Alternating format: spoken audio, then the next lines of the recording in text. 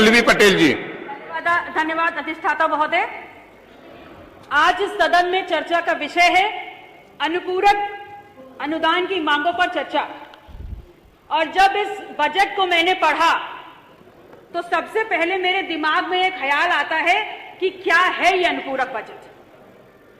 ये है भारतीय जनता पार्टी का अनुपूरक बजट। वो भारतीय जनता पार्टी जो अपने आप को इस विश्व की सबसे बड़ी संगठन होने का दंभ भरती है और डंका पीट कर कहती है।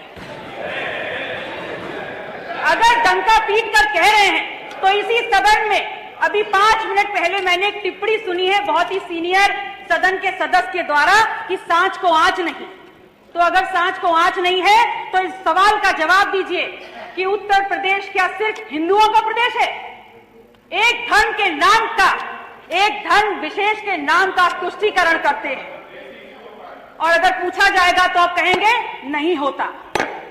कैसे नहीं होता?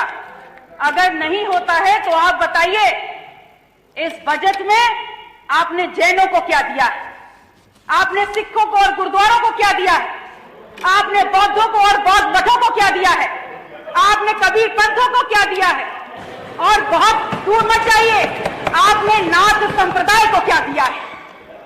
क्या ये धर्मास्थल और इन धर्मों में आस्था रखने वाले लोगों की आस्था नहीं है?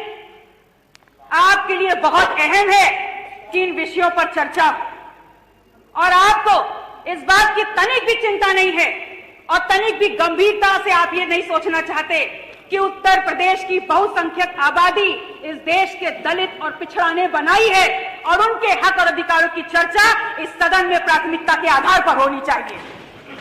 माननीय अधिष्ठाता महोदय, इस बात को मैंने इसलिए उठाया है क्योंकि मैंने उत्तर प्रदेश में जातिवार जनगणना पर चर्चा के लिए अपना निजी विधेयक प्रस्तुत किया है और वास्तविकता यह है कि यह विधेयक भारतीय जनता पार्टी के सदस्यों के द्वारा होना चाहिए था क्योंकि उत्तर प्रदेश में पिछड़ों और दलितों के नाम पर सत्ता लेकर आप बैठे हुए हैं तो यह विधेयक भी आपके द्वारा आना चाहिए था।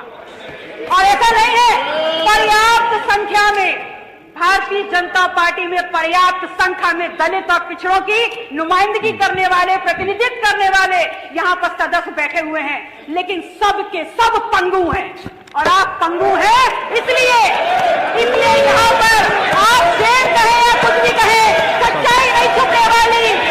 माननीय सदस्य, माननीय सदस्य पीछे क्या है? माननीय सदस्य यहाँ पर दलित और पिछड़ों का दमन करने का काम कर रही है। यहाँ पर अगर बात करो अनुसूचित जनजाति की, यहाँ बात करो जातिवाद जनगणना की, माननीय सदस्य माननीय सदस्य पल्लवी पटेल जी पीछे में आइए, सप्लीमेंट्री बजट में आइए। क्या हटाएंगे आप? जिस सदन में दलित और पिछड़ों की बात न रखी जा सके, कार्रवाई में जितना किया जा सके, ऐसे सदन में मैं क्यों बैठूंगी? क्योंकि मुझे समाज ने यहाँ पर दलित और पिछड़ों की आवाज उठाने के लिए बताया है। इसलिए पल्लवी पटेल जी, माननीय पल्लवी जी, आप लोग माननीय पल्लवी जी पीछे पे आए, पीछे पे सप्लीमेंट्री बजट पे। माननीय अधिष्ठाता जी, बैठ जाए।